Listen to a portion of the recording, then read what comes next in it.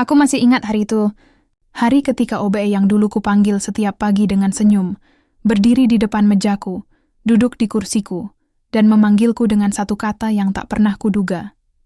"Bu Putri," katanya tenang, "mulai hari ini, kantor ini milik saya, semuanya berhenti."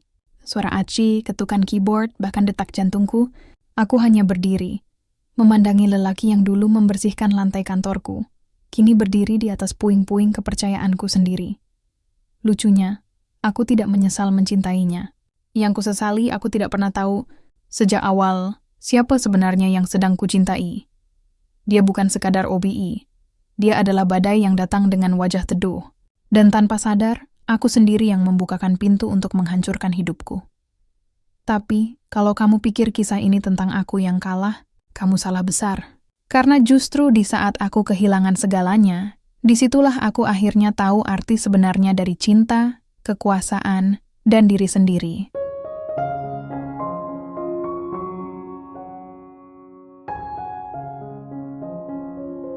Namaku Putri Handayani, usia 38 tahun. Aku adalah CEO dari perusahaan desain interior bernama Aruna Living, yang kantornya berada di pusat Surabaya. Dari luar, hidupku terlihat sempurna. Aku tinggal di rumah besar dengan halaman luas dan kolam renang kecil di belakang. Aku datang ke kantor dengan mobil pribadi, ditemani sopir dan sekretarisku, Sinta, yang sudah bekerja denganku hampir 10 tahun. Setiap pagi, aku tiba di kantor pukul 8 tepat. Semua karyawan berdiri dan menyapaku dengan hormat. Aku selalu menanggapi dengan senyum singkat, lalu berjalan langsung ke ruanganku. Rutinitasku teratur, tapi di dalam hatiku, ada ruang kosong yang sulit dijelaskan. Aku sudah 3 tahun menjanda. Suamiku meninggalkan rumah dengan alasan sederhana. Ia tidak tahan hidup dengan wanita yang lebih sukses darinya. Perceraian itu menyakitkan, tapi setelah itu aku berjanji untuk fokus pada pekerjaan. Namun seiring waktu, kesepian tumbuh diam-diam seperti benang halus yang melilit pikiranku setiap malam. Suatu pagi, hari itu seperti biasanya. Aku baru selesai rapat ketika pintu ruanganku diketuk perlahan. "Permisi, Bu Putri." Suara lembut itu terdengar.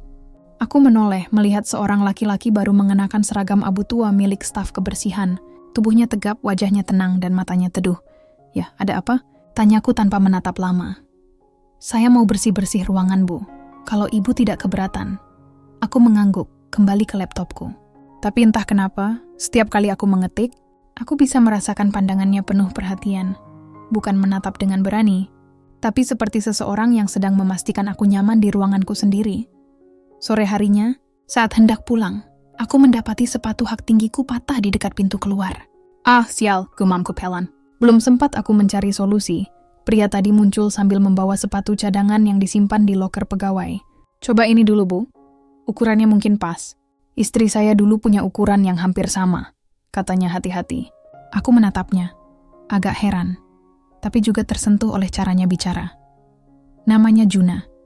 Ia baru sebulan bekerja di perusahaan ini sebagai OBE, dan kata HRD, ia dikenal rajin, sopan, dan tidak banyak bicara. Sore itu, entah kenapa, ada sesuatu dalam sikapnya yang menenangkan. Ia tidak canggung, tidak juga berlebihan. Ketika aku mengenakan sepatu itu dan ternyata pas, ia hanya tersenyum kecil. "Kalau Ibu mau, nanti saya belikan lem khusus buat memperbaiki sepatu yang rusak tadi," ujarnya. Aku mengangguk pelan. "Terima kasih, Juna." Dan untuk pertama kalinya setelah sekian lama, aku menyebut nama seorang laki-laki dengan nada yang lembut. Sejak hari itu, aku mulai sering memperhatikan Juna. Ia datang lebih pagi dari semua orang, memastikan ruang rapat bersih, mengganti bunga di meja tamu, dan selalu menyapaku dengan senyum yang sama. Ia tidak banyak bicara, tapi selalu tahu kapan harus muncul dan kapan harus pergi. Sinta sempat menggoda, "Bu, OBE baru itu kok perhatian banget ya?" Sampai saya saja kalah sopan. Aku hanya tertawa kecil. Mungkin dia cuma rajin, tapi dalam hati aku tahu ada sesuatu yang berbeda. Sikapnya sederhana, tapi penuh pengertian. Seperti seseorang yang tahu cara membuat ruang hati yang sepi menjadi sedikit hangat. Malam itu, ketika aku menutup laptop di rumah dan menatap pantulan wajahku di kaca, aku bertanya dalam hati, apakah mungkin seseorang yang begitu sederhana bisa membuatku merasa hidup lagi? Aku belum tahu jawabannya. Yang ku tahu, hari itu adalah hari pertama, dalam waktu yang lama aku pulang ke rumah, dengan perasaan tidak sesepi biasanya. Dan di luar sana, Di balik pagar kantorku, seseorang bernama Juna menatap gedung Aruna Living sambil tersenyum tipis, senyum yang belum ku kenal artinya.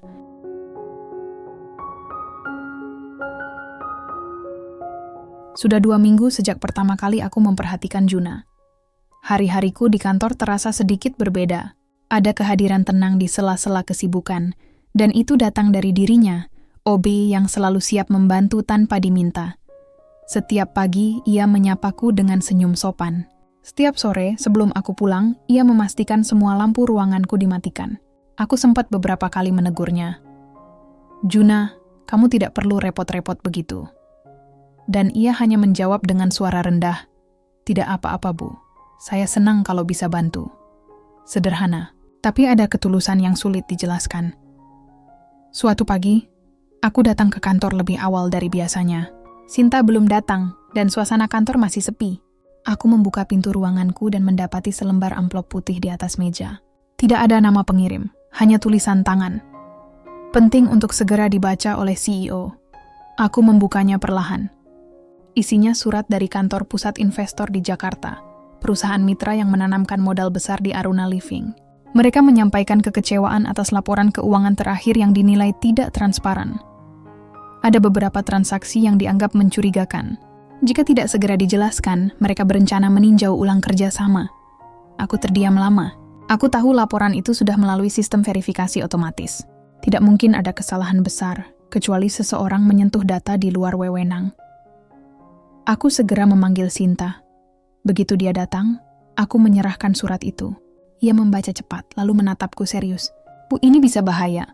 Kalau mereka benar-benar tarik investasi, perusahaan bisa goyah." Aku mengangguk. Aku tahu. Hari itu kami langsung memeriksa sistem internal. Aku memanggil tim keuangan dan IT, tapi semuanya tampak rapi. Tidak ada data yang berubah. Tidak ada catatan masuk. Sore harinya, saat semua orang pulang, aku masih duduk di ruanganku, menatap layar monitor yang penuh angka. Lalu tanpa sengaja, aku melihat seseorang di luar kaca sedang mengganti bunga di pot kecil dekat pintu. Juna. Ia melirik ke dalam dan tersenyum, lalu mengetuk kaca pelan. "Bu Putri, sudah sore." "Ibu belum makan ya?" katanya sambil mengangkat bungkus nasi yang baru dibeli. Aku hanya menghela napas kecil. "Iya, belum sempat." Ia masuk perlahan menaruh bungkus itu di mejaku. "Ini nasi rawon, Bu. Saya beli 2. Kalau ibu mau, saya temani makan." Aku sempat ragu, tapi akhirnya mengangguk. Kami makan di ruanganku sambil berbicara ringan. Tentang kerja, tentang hal-hal sepele. Tapi entah kenapa, untuk pertama kalinya aku bercerita sedikit tentang masalah di kantor. Aku tidak menjelaskan secara detail, hanya berkata, "Laporan perusahaan sedang diperiksa. Ada yang janggal." Juna menatapku dengan pandangan tenang. "Mungkin ada yang sengaja ingin menjatuhkan ibu," katanya pelan. Aku menatapnya. "Kau pikir siapa?" "Ya hanya mengangkat bahu. Kadang orang yang kita percaya bisa berubah, Bu." Kata-katanya membuatku diam. Entah kenapa ada sesuatu dalam suaranya yang terasa menegaskan sesuatu yang tidak ku ketahui. Malam itu aku pulang dengan perasaan tidak tenang. Keesokan harinya, kabar buruk datang. Investor utama meminta audit menyeluruh. Dan nama yang muncul di laporan pengeluaran tambahan bukan nama orang luar, melainkan nama akun pribadiku sendiri. Sinta panik. "Bu, sistem mencatat transaksi fiktif seolah-olah ibu yang melakukannya." Aku berdiri terpaku. "Itu tidak mungkin, Sin. Aku tidak pernah menyentuh data keuangan tanpa persetujuan tim." "Kalau begitu," kata Sinta, "ada orang yang sengaja memalsukannya." Aku mencoba menenangkan diri. Tapi dalam hati aku tahu, seseorang sudah mulai bermain dari dalam. Sore itu, ketika semua orang sudah pulang, aku kembali melihat Juna. Ia masih di lobi, membersihkan kaca dengan sabar. Entah kenapa, meskipun aku tidak punya alasan logis, pandanganku terhenti padanya agak lama. Ia melirik ke arahku tersenyum lembut, lalu menunduk lagi, seolah tak tahu apa-apa. Dan aku berpikir, di antara semua orang di kantor, hanya dia yang tampak benar-benar tenang di saat semuanya mulai goyah. Aku tidak tahu apakah itu pertanda baik, atau justru sebaliknya. Tapi satu hal pasti, hari itu adalah awal dari sesuatu yang akan mengubah seluruh hidupku. Sejak surat dari kantor pusat itu datang, pikiranku tidak tenang. Setiap langkah di kantor terasa berat. Setiap wajah karyawan yang menatapku terasa seperti menanyakan sesuatu yang belum bisa kujawab. Audit internal dimulai 3 hari kemudian. Semua dokumen keuangan, laporan proyek dan catatan transaksi dibuka satu persatu. Tim auditor dari Jakarta datang dengan sikap kaku dan pertanyaan tajam. Sinta menemaniku di ruang rapat. Wajahnya tegang. "Bu, mereka akan menelusuri semua akun yang terhubung ke nama Ibu," bisiknya pelan. Aku mengangguk, mencoba tenang. Biarkan saja, aku tidak merasa bersalah. Tapi setelah 1 jam, auditor menunjukkan layar laptopnya. Transaksi ini atas nama akun pribadi Ibu, Bu Putri. Nilainya besar, dan langsung menuju rekening vendor yang tidak terdaftar. Aku menatap layar itu. Jumlahnya fantastis. Aku tahu pasti aku tidak pernah melakukannya. "Bisa saja sistem kami diretas," kataku tegas. Salah satu auditor menatapku tajam. "Kami akan periksa kemungkinan itu. Tapi sejauh ini, semua akses hanya berasal dari jaringan kantor." Setelah mereka pergi, aku menunduk diam. Tanganku gemetar. Sinta memegang pundakku. "Bu, jangan panik dulu. Kita cari tahu siapa yang bisa masuk ke jaringan internal."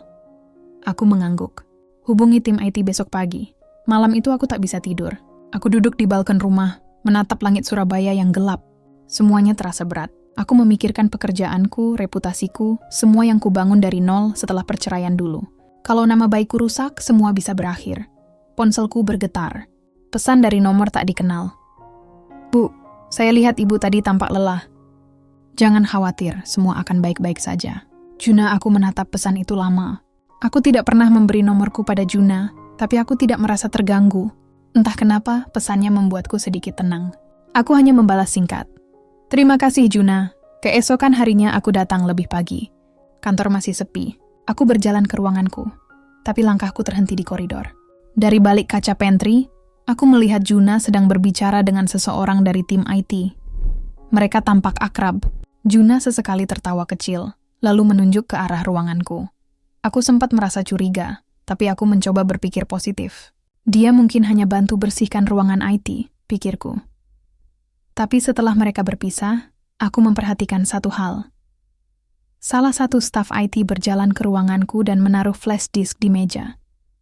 Beberapa menit kemudian, Juna masuk dan pura-pura menyapu area sekitar, lalu mengambil flash disk itu tanpa terlihat. Aku berdiri diam di balik pintu kaca, memperhatikan semuanya tanpa suara. Hati kecilku mulai berbisik, ada sesuatu yang salah. Namun, saat Juna keluar dan melihatku berdiri di sana, ia tampak kaget, tapi cepat tersenyum. "Pagi, Bu Putri. Maaf, saya cuma beresin meja Ibu. Banyak debunya," katanya tenang. Aku mencoba tersenyum juga. "Tidak apa-apa, Juna. Terima kasih ya." Ia menunduk sopan lalu berjalan pergi. Sore itu, aku duduk sendirian di ruanganku sambil memikirkan kejadian pagi tadi. Antara percaya dan tidak percaya, aku mencoba menepis semua pikiran buruk. Malamnya, aku menelepon Sinta. "Sin, tolong awasi siapa saja yang masuk ke ruangan IT besok." "Jangan bilang siapa-siapa." Sinta menjawab, "Ya, Bu." "Tapi Ibu curiga sama siapa?" Aku diam sejenak. Belum tahu. Tapi aku merasa ada sesuatu yang disembunyikan seseorang di kantor ini. Sinta terdiam beberapa detik, lalu menjawab lirih. "Ibu yakin ini bukan cuma kesalahan sistem?" Aku menarik napas panjang. Kalau benar ada yang ingin menjatuhkanku, aku harus tahu siapa. Dan malam itu, sebelum tidur, aku kembali menerima pesan dari nomor yang sama. "Kalau Ibu butuh seseorang buat mendengarkan, saya siap." Aku tidak tahu apakah itu kebetulan atau bagian dari sesuatu yang lebih besar. Yang pasti, sejak hari itu, rasa tenang yang dulu kubiarkan tumbuh karena Juna berubah menjadi perasaan lain, campuran antara percaya dan curiga. Aku hanya belum tahu kemana arah semua ini akan membawaku. Tapi dalam hatiku aku tahu, badai baru saja mulai. Pagi itu udara terasa lebih berat dari biasanya. Aku tiba di kantor lebih awal, berharap bisa bekerja sebelum semua orang datang. Tapi bahkan sebelum sempat membuka laptop, pintu ruanganku diketuk. "Permisi, Bu Putri." Suara itu familiar. Juna berdiri di ambang pintu sambil membawa secangkir kopi. "Saya buatkan kopi hitam." "Ibu kelihatan kurang tidur kemarin." Aku menatapnya beberapa detik. "Kau tahu dari mana aku kurang tidur?" Ia tersenyum kecil. Wajah ibu kelihatan lelah, tapi mata ibu tetap kuat. Biasanya begitu kalau ibu sedang mikirin banyak hal. Aku tak bisa menahan senyum tipis. "Kamu memperhatikan aku, ya?" Ia hanya menunduk. Saya cuma ingin bantu kalau bisa. Kami berbincang sebentar. Tidak banyak hal penting, tapi percakapan itu terasa menenangkan. Setelah ia keluar, aku duduk lama sambil menatap secangkir kopi itu. Ada sesuatu pada dirinya yang membuatku ingin percaya. Namun, hari itu aku punya tujuan jelas. Menyelidiki penyebab audit bermasalah. Aku meminta Sinta untuk diam-diam memeriksa daftar login pengguna keuangan. Kami menemukan beberapa aktivitas mencurigakan pada malam hari. Akses dilakukan dari komputer ruang administrasi, bukan dari ruanganku. Yang lebih aneh, akses itu menggunakan ID sementara yang hanya diberikan pada staf kebersihan untuk menyalakan sistem lampu kantor. Itu berarti sistem perusahaan bisa dibuka dari akun teknis biasa. Aku menatap laporan itu dengan perasaan campur aduk. Sin, siapa yang biasa pakai akun ini? Tanyaku. Sinta menjawab pelan. Yang punya akses cuma OBE, Bu. Aku terdiam. Nama Juna muncul di pikiranku, tapi aku menolak mengatakannya. Tidak mungkin. Ia terlalu sopan, terlalu tulus. Siang itu, aku memutuskan untuk turun langsung ke area kerja staf kebersihan. Aku melihat Juna sedang menggulung kabel vakum dan menata alat pel. Begitu melihatku, ia segera menegakkan badan. Bu Putri, ada yang bisa saya bantu? Aku tersenyum tenang. Tidak, aku cuma ingin lihat keadaan ruangan. Kamu rajin, ya? Ia mengangguk. Saya cuma berusaha sebaik mungkin, Bu. Aku memperhatikan tangannya yang kasar, tapi gerakannya halus dan teratur. Aku tidak tahu kenapa, tapi ada sesuatu dalam dirinya yang membuatku ingin mempercayainya lebih dari siapapun di kantor ini. Dan anehnya, setiap kali aku menatapnya, perasaan cemas di kepalaku sedikit mereda. Malam harinya, ketika semua karyawan sudah pulang, aku masih di kantor meninjau laporan. Tiba-tiba lampu mati sesaat, lalu menyala kembali.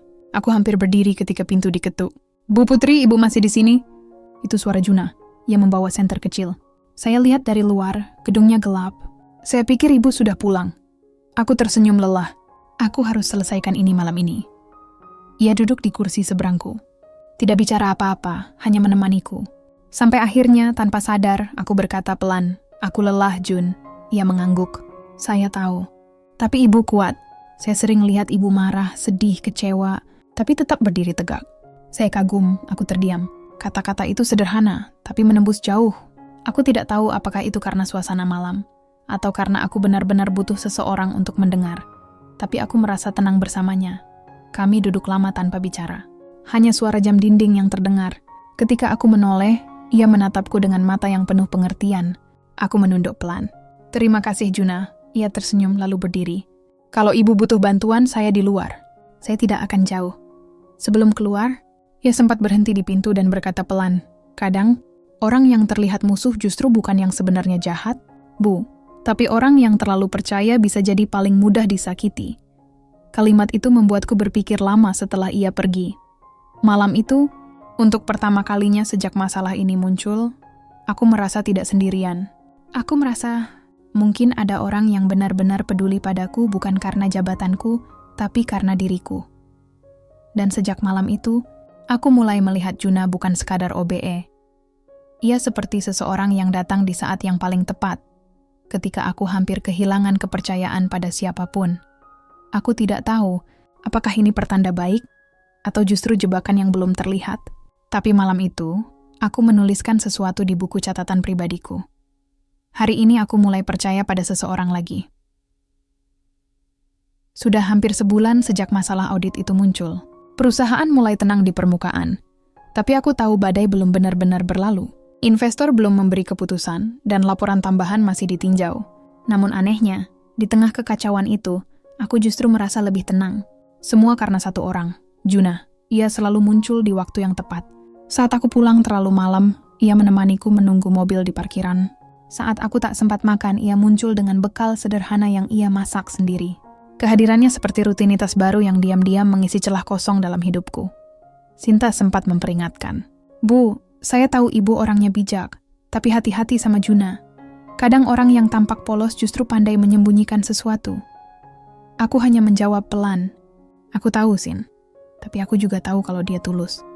Suatu sore, aku kelelahan setelah rapat dengan investor lewat video call. Raut wajah mereka dingin, dan aku bisa membaca makna di balik kata-kata sopan mereka.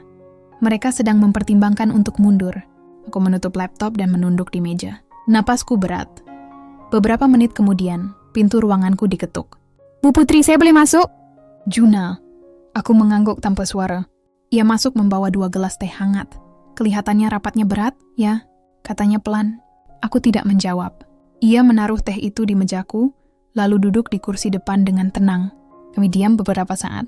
Lalu tiba-tiba aku berkata, kalau mereka pergi perusahaan ini bisa jatuh. Aku sudah bekerja separuh hidupku untuk membangunnya. Juna menatapku dalam-dalam. Kalau mereka pergi, ibu masih punya diri ibu. Kadang kehilangan sesuatu bukan akhir, tapi cara hidup mengajarkan kita untuk mulai lagi. Aku menatapnya lama. Kata-katanya sederhana, tapi menenangkan. "Kenapa kamu selalu tahu apa yang harus dikatakan?" Ia tersenyum kecil. "Mungkin karena saya pernah jatuh, Bu. Dan waktu itu, tidak ada yang menenangkan saya." Aku memandang tangannya yang menggenggam cangkir. Tangannya kasar, tapi caranya memperlakukan segalanya selalu hati-hati. Entah kenapa, aku ingin tahu lebih banyak tentang dirinya. "Kamu tinggal di mana, Jun?" tanyaku. "Di daerah Kertajaya, Bu. Ngekos kecil. Dekat warung tempat saya biasa bantu-bantu sebelum kerja di sini." "Orang tuamu?" "Sudah lama meninggal." Ia menjawab dengan tenang, tanpa raut sedih berlebihan. Aku menunduk. "Kamu hidup sederhana sekali, ya?" Ia tertawa kecil. "Kalau tidak sederhana, nanti saya tidak bisa ketemu ibu." Aku terkejut, tapi ia buru-buru menambahkan, "Maksud saya, kalau saya bukan OB, mungkin saya tidak bisa kerja di sini." Kami sama-sama tertawa kecil, tapi ada keheningan yang aneh setelah itu. Keheningan yang membuat jantungku berdebar lebih cepat. Waktu berlalu. Hari mulai gelap. Aku berdiri dari kursi. Sudah malam. Aku pulang. Juna mengangguk, berdiri lebih dulu dan menawarkan tangannya untuk membantuku mengangkat tas besar. Ketika jari kami bersentuhan ada jeda. Kami saling menatap, lalu sama-sama menarik tangan perlahan. Aku menunduk. "Terima kasih, Juna." "Selalu, Bu." Kami berjalan beriringan menuju lobi. Lampu kantor sudah redup, hanya sisa cahaya dari luar yang menerangi lorong. Di depan pintu keluar, aku berhenti sejenak. "Aku jarang merasa tenang akhir-akhir ini, Jun," kataku lirih. Ia menatapku lembut. "Kalau begitu, biarkan saya bantu ibu sebisa saya." Untuk pertama kalinya sejak perceraianku, aku memeluk seseorang, spontan, tanpa rencana. Bukan pelukan lama hanya sekejap, tapi cukup untuk membuatku sadar bahwa aku mulai bergantung padanya bukan hanya sebagai pegawai, tapi juga tempat bersandar. Setelah itu aku menjauh perlahan. "Maaf," ucapku pelan. Ia tersenyum. "Tidak apa-apa, Bu." Aku masuk ke mobil dan menatapnya dari kaca. Ia berdiri di depan kantor, tersenyum tenang seperti biasa. Tapi ketika mobil mulai berjalan, aku melihat sesuatu yang tak pernah kulihat sebelumnya. Juna menatap ponselnya, mengetik cepat, lalu tersenyum samar. Aku tidak tahu apa artinya, tapi perasaanku sedikit berubah malam itu. Aku merasa nyaman, sekaligus waspada. Namun aku menepis semua pikiran buruk. Yang ku tahu, aku mulai mempercayainya sepenuhnya. Dan kepercayaan itu, tanpa kusadari, adalah langkah pertama menuju kehilangan yang sesungguhnya.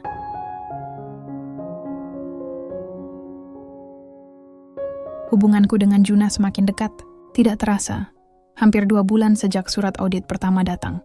Perusahaan masih dalam masa pemeriksaan, tapi tekanan sedikit berkurang. Anehnya, setiap kali masalah muncul, aku menemukan diriku lebih dulu memikirkan Juna daripada mencari solusi. Ia menjadi orang pertama yang kucari saat hari terasa berat, dan orang terakhir yang kuingat sebelum pulang. Sinta mulai melihat perubahan itu. "Bu, akhir-akhir ini ibu sering bicara tentang Juna," katanya suatu siang sambil menata dokumen. Aku hanya tertawa kecil. "Dia orang baik, Sin. Tidak semua orang baik harus curigakan." Sinta tidak membantah, tapi tatapannya menunjukkan sesuatu yang tidak bisa kuabaikan. Hari itu, aku menghadiri pertemuan penting dengan pihak auditor. Setelah rapat selesai, aku meninggalkan berkas di ruang rapat dan kembali ke ruanganku.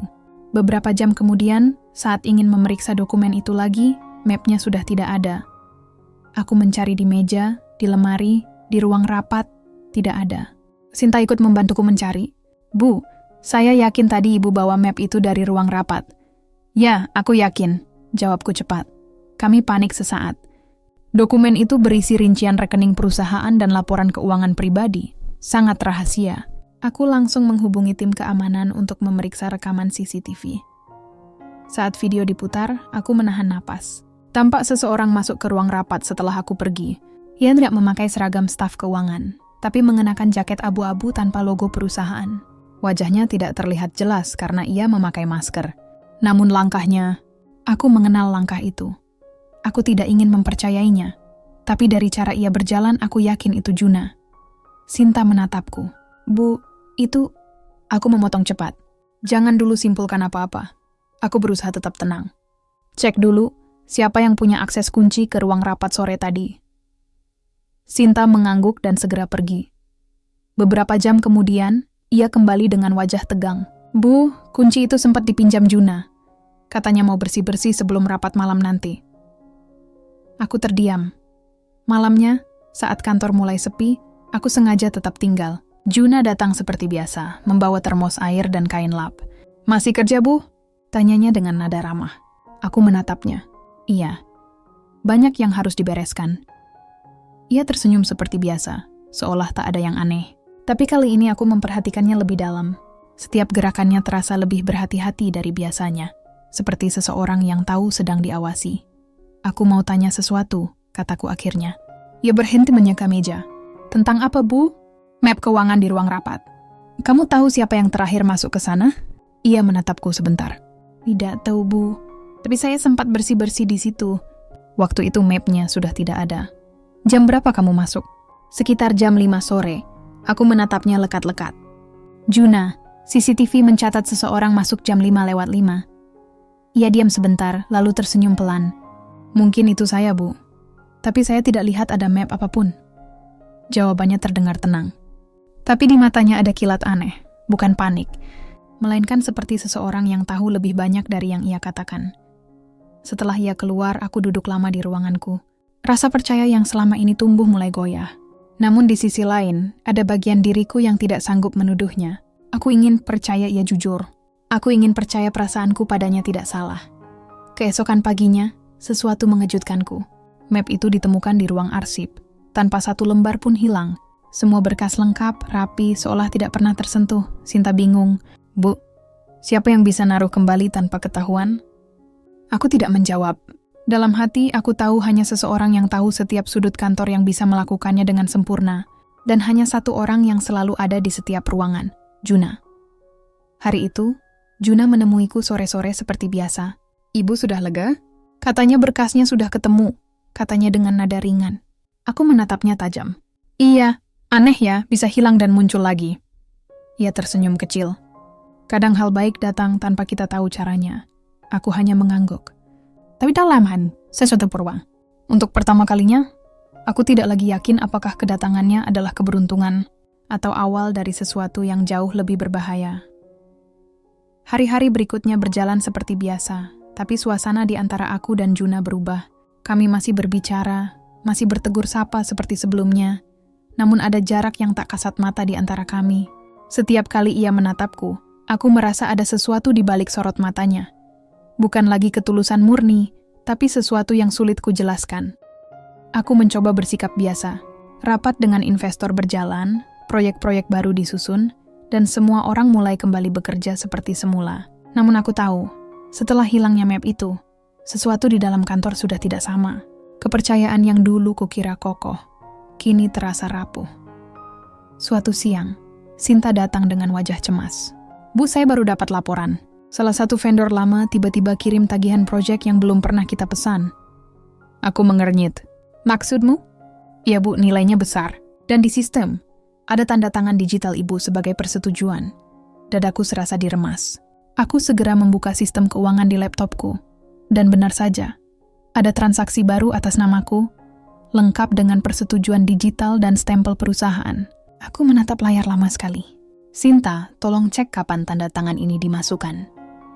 Ia mengetik cepat. 2 hari lalu jam 11 malam. Aku menutup laptop pelan. Jam 11 malam 2 hari lalu, aku masih di kantor. Dan malam itu, hanya ada 2 orang di gedung. Aku dan Juna.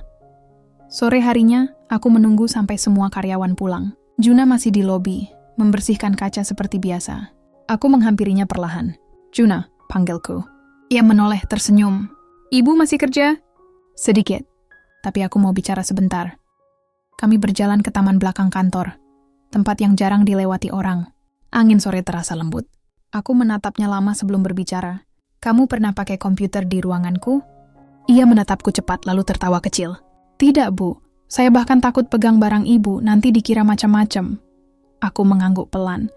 Kalau begitu, kenapa kamu masih di kantor jam 11 malam 2 hari lalu?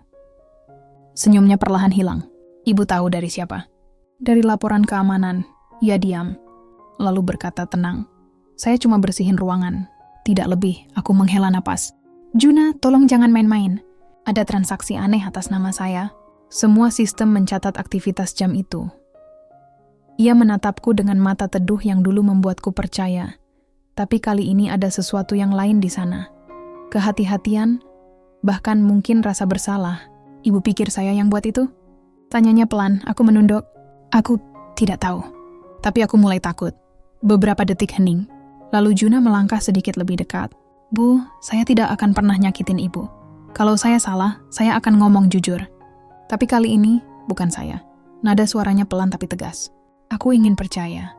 Tuhan tahu aku ingin sekali percaya. Tapi hatiku tidak bisa tenang. Saat kami kembali ke gedung, aku melihat sesuatu yang mengejutkanku. Sebuah ponsel jatuh dari saku jaket Juna. Layarnya menyala sebentar. Dan aku sempat membaca pesan di notifikasi. Data sudah masuk, besok tinggal ubah nama kepemilikan. Aku menatap layar itu sekejap sebelum ia buru-buru mengambil ponselnya. Maaf, Bu, jatuh. Katanya cepat, memasukkannya ke saku. Aku berusaha tersenyum, tapi dalam hatiku mulai muncul rasa dingin yang belum pernah kurasakan sebelumnya. Malam itu aku tidak bisa tidur. Aku membuka berkas-berkas lama, mencoba mencari sesuatu yang bisa menjelaskan semuanya.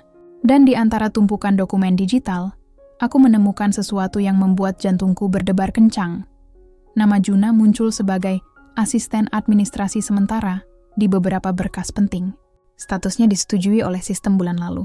Tanggalnya tepat sehari setelah aku memberinya akses untuk membantu mengatur ruanganku. Aku bersandar di kursi, menatap layar kosong. Aku ingat betul hari itu. Aku memberinya izin masuk ke ruanganku, karena percaya ia hanya ingin merapikan file dan kabel. Aku tidak pernah tahu, di balik kesopanan dan senyumnya, ia sudah masuk lebih jauh dari yang kukira. Aku menutup laptop dan menatap jendela. Di luar, kota Surabaya tampak tenang, tapi pikiranku kacau. Aku ingin menuduhnya, tapi aku masih berharap aku salah. Aku tidak tahu lagi mana yang lebih menyakitkan. Menemukan bukti bahwa Juna mungkin berbohong. Atau menerima kenyataan bahwa aku telah membuka pintu hidupku untuk seseorang yang sedang pelan-pelan mengambil semuanya. Dan malam itu, untuk pertama kalinya, aku menulis di buku catatanku dengan tangan gemetar. Cinta membuatku percaya. Tapi mungkin kali ini, cinta juga yang akan menjatuhkanku.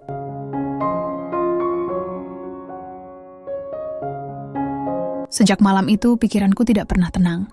Setiap kali melihat Juna berjalan di lorong kantor, dengan sikap sopan dan senyum ramahnya, hatiku bergetar antara dua hal, rindu dan curiga. Aku mulai memperhatikan hal-hal kecil yang dulu tak kupedulikan. Setiap pagi, ia datang lebih awal dari semua orang. Setiap sore, ia pulang paling terakhir. Kadang aku melihatnya menatap layar komputer di ruang kerja kosong. Padahal tugasku tidak pernah menyuruhnya menyentuh komputer. Dan setiap kali aku muncul tiba-tiba, ia buru-buru mematikan layar dan berdalih sedang memeriksa jadwal kebersihan. Aku tidak ingin menuduh tanpa bukti, tapi perasaan di hatiku tak bisa dibohongi. Ada sesuatu yang disembunyikannya. Sinta memperhatikanku diam-diam. Suatu siang, ia menghampiri dengan nada hati-hati. Bu, saya tahu ibu tidak suka menuduh orang, tapi saya punya firasat buruk tentang Juna. Aku menatapnya. Firasat saja? Sinta mengangguk. Tidak cuma firasat. Tadi pagi saya lihat dia keluar dari ruang arsip, padahal pintunya terkunci. Dan yang punya kunci cuma bagian administrasi. Aku terdiam. Coba kamu jangan bilang siapa-siapa dulu, kataku akhirnya. Aku ingin pastikan sendiri. Malamnya aku datang ke kantor lebih malam dari biasanya. Jam menunjukkan pukul 9. Gedung sudah sepi, hanya suara AC dan langkahku sendiri yang terdengar. Aku menyusuri koridor menuju ruang arsip. Lampunya padam, tapi di celah pintu, kulihat cahaya redup dari dalam, seperti cahaya ponsel. Aku menahan napas dan mendekat perlahan. Dari celah itu, terlihat bayangan seseorang sedang membuka berkas. Langkahnya pelan, teratur, seperti seseorang yang tahu apa yang dicari. Lalu aku melihat wajahnya sekilas ketika ia menoleh ke arah cahaya. Itu Juna. Aku mundur cepat, berusaha menahan suara langkah. Jantungku berdetak keras. Setelah ia keluar beberapa menit kemudian, aku menunggu sampai suaranya benar-benar hilang, lalu masuk ke dalam ruangan. Meja arsip berantakan. Di atasnya ada tumpukan berkas dan sebuah map berlabel kepemilikan saham utama. Dan di dalamnya, salinan digital surat pengalihan saham dari namaku, yang sudah ditandatangani secara elektronik. Tanganku bergetar. Tanggalnya baru seminggu lalu. Aku tak tahu apa yang harus kupikirkan. Aku ingin marah, tapi juga tidak percaya sepenuhnya. Mungkin ada penjelasan lain. Mungkin ini hanya kesalahan sistem. Tapi siapa yang bisa memalsukan tanda tangan digitalku kecuali seseorang yang tahu kode aksesku? Keesokan harinya, aku memanggil seorang rekan lama dari tim IT yang dulu bekerja di perusahaanku sebelum pindah ke Jakarta. Namanya Arman, orang yang kupercaya penuh. Aku memintanya datang diam-diam untuk memeriksa sistem internal tanpa diketahui siapapun, termasuk Juna. Bu, saya nggak akan tanya apa-apa. Tapi kalau saya boleh tahu, siapa yang ibu curigai? Aku hanya menjawab singkat. Seseorang yang seharusnya tidak pernah menyentuh komputer kantor. Arman bekerja sepanjang sore di ruanganku. Sementara aku berpura-pura sedang rapat agar tidak menarik perhatian. Menjelang malam, ia datang lagi dengan wajah serius. Bu Putri, katanya perlahan, saya sudah cek. Ada akses ilegal dari akun ibu sendiri. Tapi lognya menunjukkan kalau masuknya dari perangkat lain. Bukan komputer ibu. Aku menatapnya. Perangkat siapa? Nomor seri perangkat itu saya salin. Nanti kalau ibu lihat daftar karyawan, ibu pasti tahu punya siapa. Ia menyerahkan kertas kecil. Di sana tertulis kode perangkat, JNOBE 33. Aku nyaris tak bisa bernapas. JNOB 33. Inisial Juna, jabatan OBE, dan usianya. Aku menatap Arman dengan suara gemetar. Kamu yakin? 100% Bu. Semua jejaknya mengarah ke sana. Setelah Arman pergi, aku duduk sendirian di ruanganku. Juna lewat di depan pintu beberapa menit kemudian, tersenyum seperti biasa. Sudah malam, Bu. Jangan lupa makan malam, katanya lembut. Aku membalas senyum samar. Tapi kali ini, senyumku bukan karena tenang. Senyumku adalah topeng untuk menutupi luka yang mulai terasa nyata. Malam itu aku menulis lagi di buku catatanku. Aku mempercayainya lebih dari siapapun. Tapi mungkin, yang paling berbahaya bukan orang yang datang untuk mencuri hartaku, melainkan orang yang datang dengan senyum yang membuatku lupa menjaga diri. Sejak malam itu, aku tidak bisa memandang Juna dengan cara yang sama. Setiap kali ia datang membawa kopi atau membersihkan meja, aku merasa seperti sedang diawasi oleh seseorang yang tahu seluruh isi hidupku. Namun aku tidak menunjukkan apapun. Aku tahu, jika aku gegabah, aku bisa kehilangan segalanya. Bukan hanya perusahaan, tapi juga kesempatan untuk tahu apa sebenarnya yang ia rencanakan. Aku memutuskan untuk bermain tenang. Mulai hari itu, aku bertingkah seolah tak ada yang berubah. Aku tetap ramah, tetap menyapanya, tetap meminta bantuannya seperti biasa. Dan Juna pun tetap seperti dulu, sopan, sigap, menatapku dengan senyum teduh yang hampir meyakinkan siapapun bahwa ia tidak mungkin berbuat salah. Tapi aku tahu, di balik senyum itu, ada sesuatu yang sedang disembunyikan. Suatu pagi, aku berpura-pura meminta bantuannya memindahkan beberapa dokumen penting ke ruang kerjaku. Jun, kamu bantu saya bawa map ini ke ruang utama ya, kataku. Iya, Bu. Sekalian saya rapikan meja ibu sekalian. Aku tersenyum. Boleh. Tapi jangan buka mapnya. Itu untuk rapat investor nanti. Ia mengangguk dan mulai merapikan berkas di meja. Aku memperhatikan gerak tangannya. Cepat dan rapi. Tapi ketika ia pikir aku tak melihat, ia menyentuh flash disk kecil yang tersembunyi di balik kertas, lalu memasukkannya ke sakunya. Aku pura-pura tidak tahu. Namun di dalam hati, aku semakin yakin. Ia bukan sekadar OB yang rajin. Ia sedang mengumpulkan sesuatu. Beberapa hari kemudian, aku mengundangnya ke ruanganku. Jun, kataku lembut, aku ingin bicara soal perusahaan. Kamu tahu, selama ini kamu banyak membantu. Aku mulai memikirkan cara untuk menaikkan jabatanmu. Matanya langsung berbinar. Saya, Bu? Serius? Aku tersenyum kecil. Ya, tapi sebelum itu aku ingin tahu satu hal. Kamu dulu kerja di mana sebelum jadi OB di sini? Pertanyaanku membuatnya terdiam beberapa detik. Lalu ia tersenyum samar. Saya sempat bantu-bantu di kantor kecil, Bu. Bukan perusahaan besar. Kenapa? Aku menatapnya tajam tapi lembut. Kantor kecil apa, Jun? Perusahaan properti, Bu, tapi bangkrut. Aku mengangguk pelan. Tapi diam-diam, aku sudah menelusuri informasi itu melalui Arman. Dan hasilnya berbeda jauh. Juna memang pernah bekerja di perusahaan properti, tapi bukan sebagai pekerja biasa. Ia adalah asisten pribadi dari seseorang yang pernah berkonflik denganku 5 tahun lalu. Salah satu mantan rekan bisnis yang dulu mencoba mengambil alih saham perusahaanku. Ketika Arman mengirimkan foto lama dari arsip digital, jantungku serasa berhenti. Dalam foto itu, terlihat pria yang dulu membuatku hampir kehilangan separuh aset perusahaan. Berdiri di samping seorang pemuda berpakaian rapi. Pemuda itu adalah Juna. Malam itu aku memanggil Juna ke ruanganku lagi. Kantor sudah sepi. Lampu-lampu luar berpendar lembut menembus kaca besar di belakangku. Ia masuk sambil membawa berkas yang katanya sudah dirapikan. "Ada apa, Bu?" Suaranya tenang, seperti biasa. Aku berdiri di dekat jendela, menatap bayanganku sendiri di kaca.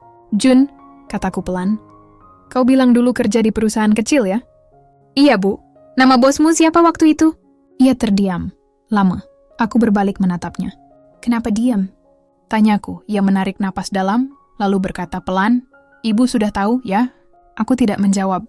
Ia menatapku dengan ekspresi yang sulit dibaca, antara pasrah dan lega. "Ya, saya memang pernah kerja di perusahaan milik Pak Dimas." Nama itu membuat dadaku menegang.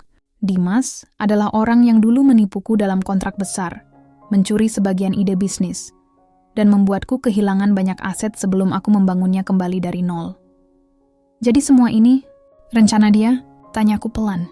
Juna menunduk. "Awalnya iya, Bu." Suaranya membuatku terdiam lama. "Awalnya saya disuruh mendekati Ibu, menjadi orang kepercayaan, agar bisa tahu sistem dan keuangan perusahaan. Tapi setelah beberapa bulan, semuanya berubah." "Berubah bagaimana?" Ia menatapku, dan kali ini ada rasa sungguh-sungguh dalam matanya. Saya tidak sanggup melanjutkan niat itu, karena saya mulai menghormati Ibu. Saya benar-benar ingin bantu Ibu, bukan menjatuhkan. Aku menatapnya lama. Kata-katanya terdengar tulus, tapi aku sudah terlalu sering dikhianati untuk mudah percaya. "Kalau begitu," kataku dingin, "kenapa kau masih ambil data, Juna?" Ia terdiam. Aku melangkah mendekat. "Aku lihat kamu ambil flash disk dari mejaku." Ia menunduk, lalu mengeluarkan benda kecil itu dari sakunya. "Ini saya simpan karena takut datanya disalahgunakan orang lain, Bu." Aku menggeleng pelan. "Kamu pandai bicara, Juna." Ia menatapku, suaranya serak. "Saya cuma ingin Ibu percaya saya, walau sedikit saja." Keheningan menggantung di antara kami. Aku ingin marah, tapi yang muncul justru rasa sedih mendalam. Karena di balik semua kebohongan itu, aku tahu ada bagian diriku yang masih berharap ia benar-benar tulus. Sebelum keluar, Juna menatapku sekali lagi. "Bu Putri, saya tahu saya salah, tapi percayalah, kalau nanti terjadi sesuatu, semua ini bukan untuk menjatuhkan Ibu." Aku tidak menjawab. Aku hanya berdiri di sana, menatap punggungnya yang perlahan menjauh. Malam itu, aku menulis lagi di buku catatanku. Cinta dan kepercayaan kadang punya bentuk yang sama-sama membuat kita buta. Tapi bedanya, cinta datang dari hati, sementara kepercayaan bisa jadi senjata yang menunggu waktu untuk menusuk. Aku menatap tulisan itu lama, lalu menutup buku pelan. Aku tahu satu hal kini, jika aku ingin menyelamatkan perusahaan dan diriku sendiri, aku harus siap menghadapi Juna bukan sebagai seseorang yang kucintai, melainkan sebagai lawan yang sangat mengenalku. Sudah 3 hari sejak percakapan terakhirku dengan Juna. Ia tetap datang bekerja seperti biasa, menyapa dengan sopan, membawa kopi pagi, tersenyum seperti tidak pernah terjadi apa-apa. Namun aku tahu, di balik semua ketenangannya ada sesuatu yang sedang berjalan di belakang layar. Aku bisa merasakannya. Setiap kali aku membuka sistem keuangan, ada data baru yang muncul, lalu hilang lagi. Setiap kali aku menandatangani berkas digital, selalu ada duplikatnya di server yang tidak pernah ku kenal. Semua ini bukan kebetulan. Dan satu-satunya orang yang memiliki akses sebanyak itu adalah orang yang paling kupercayai. Hari Senin pagi, aku memanggil Sinta ke ruanganku. "Sin, mulai hari ini jangan kirim data apapun tanpa konfirmasi langsung dariku. Kalau ada surat, kontrak, atau dokumen yang datang atas nama perusahaan, cek 2 kali. Sinta mengangguk, matanya waspada. "Baik, Bu. Aku juga menghubungi Arman secara rahasia." "Arman, aku ingin tahu siapa yang terakhir kali mengakses akun keuangan pusat." Ia menjawab cepat lewat pesan. "Akunmu dipakai lagi, Bu. Tapi bukan dari perangkat biasa. Ini lewat jaringan internal. Orang dalam." Aku terdiam lama, menatap layar ponsel. Orang dalam. Kata-kata itu bergema di kepalaku seperti gema di ruangan kosong. Hari itu, aku memutuskan untuk bertindak. Aku tidak mau hanya menunggu diserang. Aku harus tahu seberapa jauh Juna sudah melangkah. Sore menjelang malam, aku sengaja menunggu di ruang kerjaku sendirian. Aku mematikan lampu ruangan, hanya membiarkan lampu dari lorong menyinari sebagian meja. Di atas meja, aku menaruh map berisi dokumen palsu, surat pengalihan saham perusahaan. Map itu kosong di dalamnya, tapi dari luar terlihat sangat meyakinkan. Beberapa menit kemudian, langkah kaki terdengar dari luar. Pelan, teratur. Aku mengenali langkah itu. Juna, pintu diketuk 2 kali. Bu, saya bantu beresin ruangan ya. Sudah malam, aku berusaha terdengar biasa. Masuk saja, Jun. Ia masuk dengan wajah seperti biasanya, tenang, sopan, tak terbaca. Saat matanya menangkap map di atas meja, ia menatapnya sebentar, lalu berpura-pura menyapu debu di sekitarnya. Ada yang harus saya bereskan, Bu? Tidak perlu, jawabku pelan. Tapi kamu boleh duduk sebentar. Aku mau bicara. Ia duduk, meletakkan sapu di sudut ruangan. Jun, kataku perlahan. Kamu tahu aku bukan orang bodoh. Ia tersenyum kecil. Saya tahu itu, Bu. Lalu kenapa kamu pikir aku tidak tahu kamu sedang berusaha mengambil alih perusahaanku? Senyum di wajahnya perlahan memudar. Ia tidak langsung menjawab. Lalu ia berkata pelan, saya kira ibu akan sadar cepat atau lambat. Aku menatapnya lekat-lekat. Jadi benar? Ia menarik napas panjang. Iya, Bu, tapi saya tidak menyesal. Suasana ruangan hening. Hanya suara jam dinding yang terdengar pelan.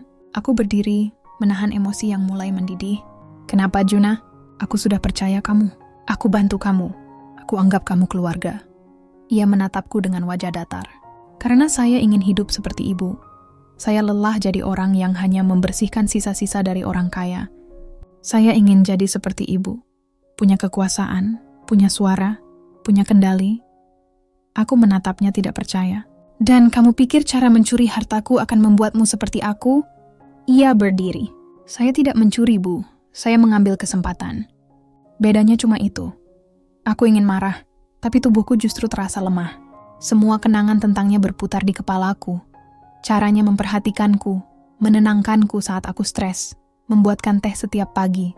Semuanya ternyata bagian dari rencana. Semua yang kamu lakukan. Bahkan perhatianmu, tanyaku lirih. Ia menunduk sejenak, lalu menatapku lagi. Awalnya iya, tapi lama-lama tidak sepenuhnya begitu. Nada suaranya berubah lembut. Saya benar-benar peduli sama ibu, Putri. Tapi hidup ini nggak kasih banyak pilihan buat orang kayak saya. Aku menatapnya, dan di antara rasa marah dan kecewa, ada secuil rasa iba yang tak bisa kuhapus. Benar, hidup tidak adil bagi orang seperti dia. Tapi itu bukan alasan untuk menghancurkan hidup orang lain. Aku akan lawan kamu, Juna. Kataku tenang tapi tegas. Ia menatapku tersenyum kecil. Saya tahu ibu akan bilang begitu. Tapi sayangnya, semuanya sudah selesai. Ia membuka ponselnya, memperlihatkan layar. Di sana ada dokumen yang telah disetujui sistem digital. Surat pergantian pemegang saham utama. Dari Putri Wicaksono kepada Juna Pratama. Tanggalnya hari ini. Jamnya sama persis dengan saat aku sedang duduk di ruangan itu. Aku tidak pernah tanda tangan dokumen itu. Seruku, tidak perlu. Jawabnya tenang. Aku nih, Bu, sudah terhubung otomatis. Sekali saya masuk, semua berjalan sendiri. Aku mundur setapak, suaraku bergetar. Kamu akan menyesal, Juna. Ia menatapku dengan tatapan yang sulit diartikan. Antara rasa bersalah dan kepuasan. Mungkin, tapi setidaknya kali ini, saya yang berkuasa. Ia berbalik pergi, meninggalkanku berdiri di ruangan yang tiba-tiba terasa kosong. Ketika pintu tertutup, air mataku akhirnya jatuh tanpa bisa kutahan. Aku kehilangan semuanya. Bukan karena keserakahan, tapi karena kepercayaan. Dan malam itu, untuk pertama kalinya, aku benar-benar merasa sendirian. Aku menulis di buku catatanku. Aku membangun segalanya dengan cinta, dan kehilangan semuanya karena cinta juga. Tapi satu hal yang belum hilang dariku adalah keberanian untuk mulai lagi. Aku menutup buku itu dengan tangan gemetar. Aku tahu permainan belum selesai. Jika Juna bisa menjatuhkanku dari atas, maka aku pun bisa merebut kembali dari bawah. Hari itu hujan turun sejak pagi. Langit Surabaya berwarna kelabu, seperti ikut merasakan apa yang terjadi di dalam diriku. Pagi yang biasanya kuhabiskan dengan rapat dan kopi hangat, kini terasa asing. Begitu aku sampai di kantor, satpam yang biasa menunduk sopan malah menatapku ragu. Selamat pagi, Bu Putri, katanya pelan. Aku tersenyum kecil. Pagi, Pak. Saya mau masuk. Ia menatap kanan kiri, lalu menahan tanganku. Maaf, Bu. Saya dapat perintah baru. Ibu tidak boleh masuk tanpa izin tertulis. Aku menatapnya tidak percaya. Perintah dari siapa? Dari Pak Juna, Bu. Sekarang beliau direktur utama. Kata-kata itu seperti petir di kepalaku. Direktur utama. Jabatan yang dulu kuperjuangkan selama bertahun-tahun, kini dipegang oleh seseorang yang dulu kupanggil dengan hormat. Juna. OBE yang sederhana. Aku memaksakan diri tersenyum, meski dadaku bergetar. Baik, kataku pelan. Saya akan menemuinya langsung. Aku berjalan masuk dengan langkah tenang, meski lututku hampir lemas. Beberapa karyawan menatapku dengan tatapan aneh. Sebagian kasihan, sebagian pura-pura sibuk agar tidak harus menyapa. Aku tahu berita ini sudah menyebar. Aku tidak lagi menjadi pemilik perusahaan ini. Ketika pintu ruanganku terbuka, aku tertegun. Namaku sudah tidak ada di papan nama di depan pintu. Diganti dengan Juna Pratama, CEO. Aku menarik napas panjang, lalu masuk tanpa mengetuk. Ia sedang duduk di kursi yang dulu selalu kududuki setiap pagi, memandangi layar komputer dengan tenang. Begitu melihatku, ia berdiri. Bu Putri, katanya sopan, seolah kami hanya sedang berbicara soal pekerjaan biasa. Aku ingin tahu, kataku menahan emosi. Apa yang sebenarnya kamu inginkan? Uangku? Perusahaanku? Atau hanya ingin melihat aku jatuh? Ia menatapku lama, lalu berkata pelan. Saya cuma ingin punya kesempatan yang sama seperti orang lain, Bu. Kamu salah jalan, Juna. Suaraku bergetar. Kesempatan tidak didapat dengan menghancurkan orang yang menolongmu. Ia terdiam sejenak, lalu menghela napas. Saya nggak mau ibu terluka, tapi semuanya sudah terlanjur. Dokumen resmi sudah disahkan. Sekarang perusahaan ini milik saya. Nada suaranya datar, tapi matanya tampak berat. Aku melangkah maju, menatapnya lurus. Kamu bisa ambil kursiku, kamu bisa ambil bangunanku, tapi kamu tidak akan bisa ambil siapa aku sebenarnya. Ia menunduk, lalu berkata pelan, saya harap suatu hari ibu bisa mengerti alasan saya. Aku menatapnya dingin. Aku tidak perlu mengerti. Karena yang kamu lakukan bukan kesalahan kecil. Ini pengkhianatan. Aku mengambil tas kecil yang masih tertinggal di lemari. Langkahku pelan, tapi setiap langkah seperti menancap dalam di lantai. Saat aku hendak keluar, ia memanggil. Bu, aku berhenti tapi tidak menoleh. Saya minta maaf, katanya lirih. Aku tak menjawab.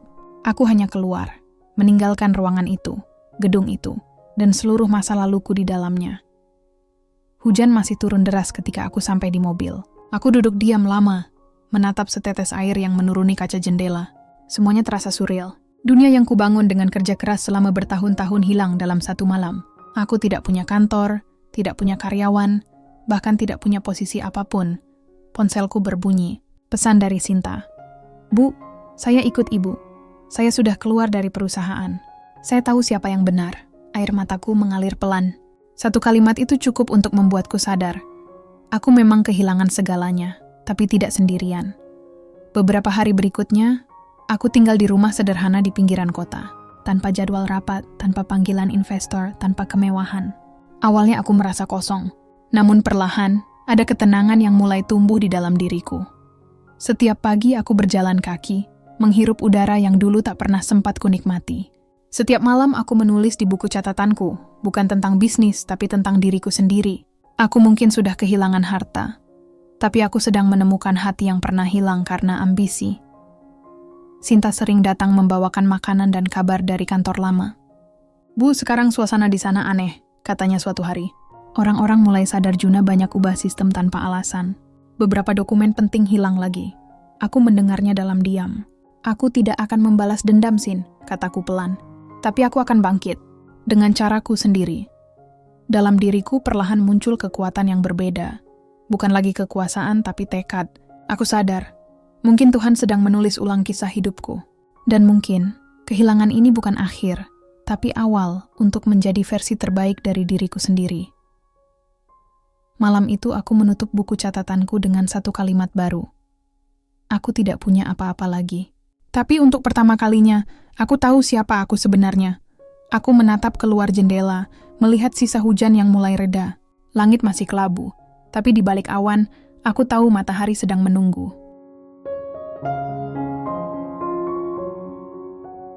Sudah sebulan sejak aku meninggalkan perusahaan itu.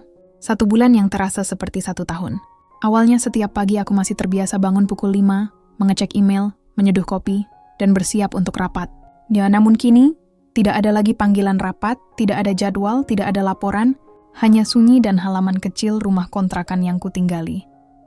Tapi dari kesunyian itu, aku justru menemukan ruang baru untuk berpikir. Untuk pertama kalinya, aku bisa menatap cermin dan melihat diriku apa adanya. Bukan sebagai CEO Putri Wicaksono, melainkan hanya sebagai putri, seorang perempuan biasa yang ingin hidup dengan tenang. Suatu pagi, aku berjalan ke pasar dekat rumah. Udara Surabaya yang lembab bercampur dengan aroma sayur dan bunga. Di sana aku bertemu dengan seorang ibu tua penjual pot bunga dari Tanah Liat. "Cantik ya, Bu?" katanya sambil menatap salah satu pot kecil yang kubelai. Aku tersenyum. "Iya, sederhana tapi indah." Ibu itu tertawa kecil. "Kadang yang sederhana justru paling kuat, Bu. Lihat saja pot ini. Tanah liatnya murah, tapi bisa menahan air dan tumbuh bunga di dalamnya." Entah kenapa kalimat itu menancap di pikiranku. Sepulang dari pasar, aku menatap meja kosong di ruang tamu dan berkata dalam hati, kalau pot dari tanah liat saja bisa menumbuhkan kehidupan baru, kenapa aku tidak bisa? Hari-hari berikutnya, aku mulai sibuk kembali. Bukan dengan investor atau rapat, melainkan dengan ide-ide kecil.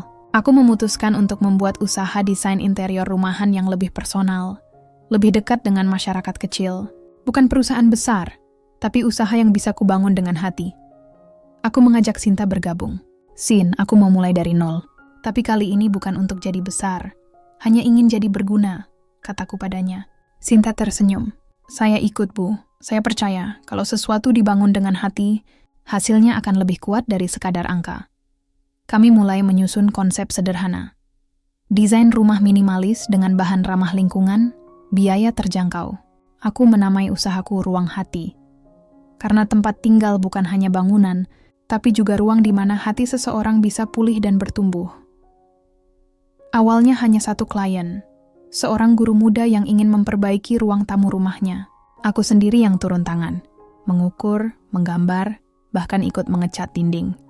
Di tengah pekerjaan, aku merasa hidup kembali. Tangan yang dulu hanya menandatangani kontrak kini belajar memegang kuas cat dengan percaya diri.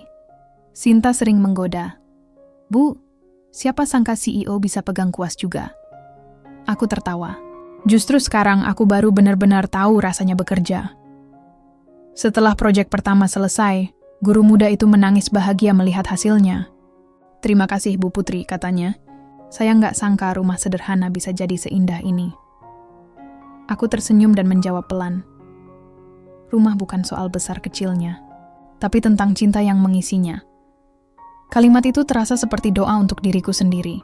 Beberapa minggu kemudian, berita tentang Ruang Hati mulai menyebar lewat media sosial. Foto-foto hasil desainku dibagikan oleh klien dengan caption sederhana. Dari tangan mantan CEO, jadi ruang yang penuh kehidupan. Telepon mulai berdatangan, bukan dari investor, tapi dari orang-orang biasa yang ingin memperindah rumahnya. Suatu sore, aku duduk di halaman rumah kontrakan, memandangi langit jingga Surabaya. Sinta datang membawa 2 gelas teh.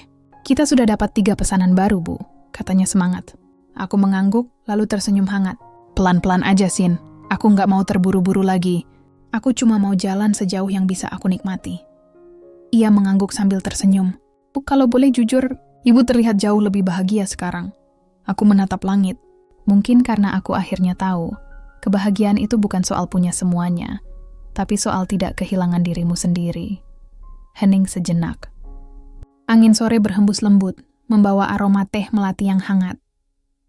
Aku menatap ke depan, dan untuk pertama kalinya setelah sekian lama, aku tidak lagi merasa takut pada masa depan. Aku sudah kehilangan segalanya, tapi aku juga telah menemukan sesuatu yang lebih berharga. Ketenangan. Dan di dasar hatiku, aku tahu, perjalanan ini belum selesai. Masih ada yang harus kuselesaikan, bukan demi balas dendam, tapi demi menutup kisah lama dengan kepala tegak. Entah bagaimana aku merasa suatu hari nanti, aku dan Juna akan bertemu lagi. Tapi kali ini, aku akan berdiri sebagai diriku yang baru. Bukan wanita yang tersakiti, melainkan wanita yang telah sembuh. Sudah hampir 6 bulan sejak aku terakhir kali melihat Juna. Usahaku, Ruang Hati, mulai berjalan stabil. Aku dan Sinta bahkan sudah memiliki tim kecil berisi 3 orang tukang, 2 desainer muda, dan 1 admin. Setiap hari aku merasa bersyukur. Bukan karena hasilnya besar, tapi karena setiap langkah terasa jujur. Pagi itu, aku mendapat pesan dari nomor yang tidak kukenal. Bu Putri, saya Juna. Boleh saya bertemu? Hanya sebentar. Aku menatap layar ponsel cukup lama. Tanganku sempat ragu mengetik balasan. Bukan karena aku takut, tapi karena aku tidak yakin apakah hatiku sudah siap. Namun setelah menarik napas panjang, aku membalas singkat. Baik, di taman kota sore ini. Sore itu Surabaya tidak terlalu panas. Langit berwarna oranye lembut dan angin berhembus pelan membawa aroma bunga dari taman.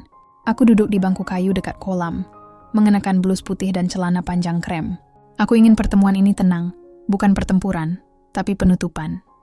Tak lama kemudian Juna datang. Ia tampak lebih kurus, rambutnya sedikit acak-acakan, dan wajahnya tak lagi setenang dulu. Ia berjalan pelan, lalu berhenti di hadapanku. Terima kasih sudah mau datang, Bu, katanya dengan suara serak. Aku menatapnya sebentar, lalu mengangguk. Kita akhirnya bertemu lagi, Juna. Ia duduk menjaga jarak.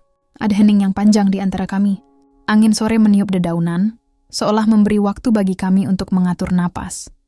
Akhirnya ia berkata, saya nggak tahu harus mulai dari mana, tapi saya mau minta maaf. Semua yang saya lakukan waktu itu salah. Nada suaranya rendah dan jujur. Saya pikir, kalau saya punya uang dan kekuasaan seperti ibu, saya bakal bahagia. Tapi ternyata enggak. Perusahaan itu enggak bertahan lama. Banyak karyawan keluar, sistem kacau. Saya enggak sanggup jalanin semua. Aku mendengarkan tanpa memotong. Wajahnya tampak menyesal, dan aku tahu penyesalan itu bukan sandiwara. Sekarang perusahaan itu sudah diambil alih investor lain, lanjutnya. Saya keluar, mulai dari nol. Saya kerja serabutan lagi. Ia tersenyum kecil, pahit tapi tulus. Lucu ya, Bu. Dulu saya pikir saya cerdas karena bisa ambil alih semuanya. Ternyata saya cuma menghancurkan diri sendiri. Aku menarik napas dalam. Aku marah, Jun, sangat marah. Tapi waktu berjalan dan aku belajar sesuatu. Kamu memang merusak hidupku. Tapi tanpa kamu, aku mungkin gak akan menemukan siapa aku sebenarnya. Ia menunduk. Ibu gak benci saya? Aku tersenyum tipis. Aku sudah berhenti membenci sejak aku mulai memaafkan diriku sendiri. Aku menatapnya lurus. Kalau aku terus menyimpan benci, aku gak akan pernah tenang. Jadi ya, aku maafkan kamu. Tapi bukan untuk kamu, untukku. Air mata mengalir di pipinya. Cepat menyekannya malah. Saya nggak pantas dimaafkan, Bu. Tidak ada yang pantas atau tidak pantas, jawabku lembut. Semua orang berhak berubah. Termasuk kamu, kami terdiam cukup lama. Hanya suara anak-anak bermain di kejauhan yang memecah sunyi. Setelah beberapa saat, aku berdiri. Aku harus pulang, Jun. Banyak pekerjaan menunggu. Ia ikut berdiri. Terima kasih, Bu. Sudah datang, sudah dengar, dan sudah memaafkan. Aku mengangguk, lalu berkata pelan, jangan sia-siakan hidupmu lagi. Kalau kamu benar-benar ingin berubah, mulailah dari kejujuran. Bahkan kalau kamu cuma OB lagi, enggak apa-apa. Yang penting kamu tahu nilai dirimu. Ia menunduk, suaranya pelan. Saya akan ingat itu, Bu. Aku berjalan meninggalkannya, langkah demi langkah. Tapi sebelum benar-benar jauh, aku menoleh sebentar. Juna masih berdiri di sana, menatapku dengan mata yang penuh penyesalan. Tapi kali ini juga penuh kesadaran. Aku tersenyum kecil, lalu berbalik. Rasanya seperti menutup bab panjang dalam hidupku. Bukan dengan air mata, tapi dengan kedamaian. Malamnya, aku duduk di depan jendela rumah. Sinta mengirim pesan, Bu, desain baru kita disetujui klien. Mereka mau kerja sama jangka panjang. Aku tersenyum. Langit malam terlihat jernih, bintang-bintang bertebaran. Aku membuka buku catatanku dan menulis. Aku sudah bertemu masa laluku dan menatapnya tanpa takut. Sekarang, aku siap berjalan ke masa depan, tanpa beban, tanpa dendam, dengan hati yang baru. Aku menutup buku itu perlahan. Untuk pertama kalinya aku merasa benar-benar selesai. Dan di balik semua luka, aku akhirnya menemukan sesuatu yang tak ternilai, kedamaian yang lahir dari penerimaan.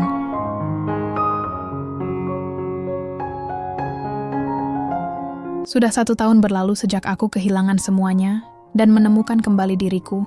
Kini aku tidak lagi duduk di ruang kantor tinggi dengan dinding kaca dan panorama kota, melainkan di sebuah ruang kecil penuh catatan, bunga, dan sketsa desain. Aku tidak lagi memegang rapat besar, tapi setiap pagi, Aku memulai hari dengan secangkir teh dan tawa para pekerja di bengkel kecilku. Aku tidak kaya seperti dulu, tapi hatiku jauh lebih tenang. Aku tidak punya gedung tinggi, tapi aku punya tempat yang kukenal sebagai rumah. Dan yang terpenting, aku tidak lagi berusaha terlihat kuat. Aku hanya berusaha menjadi jujur pada hidupku. Hari itu, Ruang Hati merayakan 1 tahun berdirinya. Semua anggota tim berkumpul di halaman kecil. Ada balon, pot bunga, dan kue sederhana dengan tulisan, "Untuk perjalanan yang jujur." Sinta berdiri di sampingku, tersenyum lebar. "Bu, siapa sangka kita bisa sampai di sini?" Katanya sambil menatap sekeliling. Aku tertawa kecil. Dulu aku pikir keberhasilan itu harus besar, mewah, dan gemilang. Sekarang aku sadar, keberhasilan itu sesederhana bisa tidur nyenyak tanpa rasa takut. Sinta mengangguk, matanya berkaca-kaca. "Kehilangan itu memang sakit, Bu. Tapi mungkin Tuhan memang harus mengosongkan hidup ibu dulu, supaya bisa diisi dengan hal yang lebih baik." Aku menatap langit, dan untuk sesaat aku teringat semuanya. Hari-hari penuh kemarahan, malam penuh tangisan, langkah pertama yang berat untuk memulai dari nol, dan wajah Juna yang kini hanya tinggal kenangan jauh di belakangku. Tidak ada lagi amarah, yang tersisa hanya rasa terima kasih. Bukan pada perbuatannya, tapi pada pelajaran yang ia tinggalkan. Aku berkata pelan pada Sinta, kalau aku tidak jatuh waktu itu, mungkin aku takkan pernah tahu rasanya berdiri dengan tulus. Sore menjelang malam, setelah semua pulang, aku duduk sendirian di teras bengkel kecilku. Suara jangkrik terdengar lembut. Lampu-lampu jalan mulai menyala. Aku membuka buku catatanku. Buku yang sudah penuh dengan tulisan-tulisan dari perjalanan setahun terakhir. Di halaman terakhir aku menulis, aku pernah punya segalanya dan kehilangan semuanya. Tapi di antara kehilangan itu, aku menemukan sesuatu yang tak pernah bisa dicuri. Keberanian untuk mencintai diri sendiri. Aku tersenyum kecil. Kini aku tahu, cinta tidak selalu harus dimiliki. Kadang cinta hadir hanya untuk mengajarkan arti keikhlasan.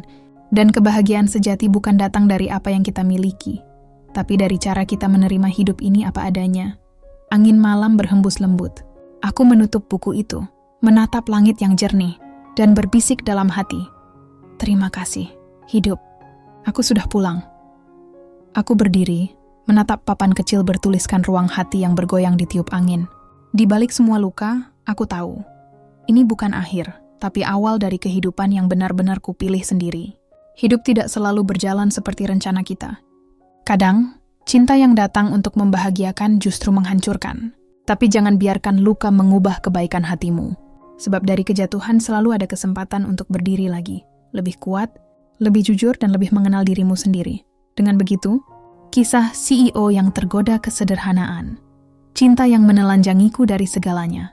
Resmi berakhir.